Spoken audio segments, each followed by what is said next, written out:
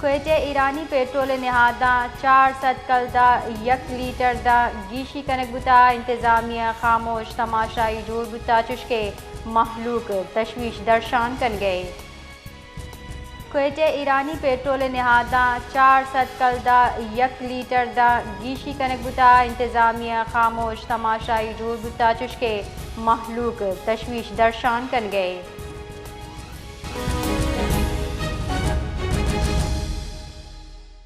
حکومت کی جانب سے پیٹرولیم مصنوعات کی قیمتوں میں اضافے کے بعد کوئٹہ میں عوام کا کیا رد عمل ہے، بتائیے گا بلال۔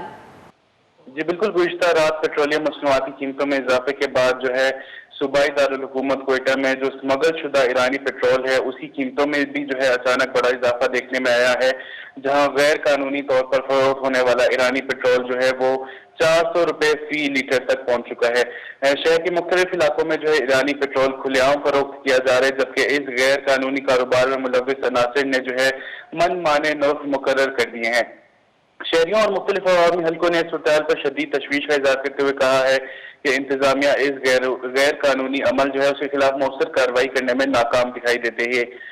شہریوں کا کہنا ہے کہ ایرانی پیٹرولی قیمتوں میں بے تحاشا اضافہ ان کے لیے مزید معاشی مشکلات کا باعث بن رہا ہے، جبکہ غیر قانونی فروخت کے باعث سرکاری پیٹرول پمپس کا کاروبار بھی بری طرح متاثر ہو رہا ہے۔ ان کا کہنا ہے کہ اگر یہی صورتحال برقرار رہی تو جو ہے غیر قانونی کاروبار کو شدید نقصان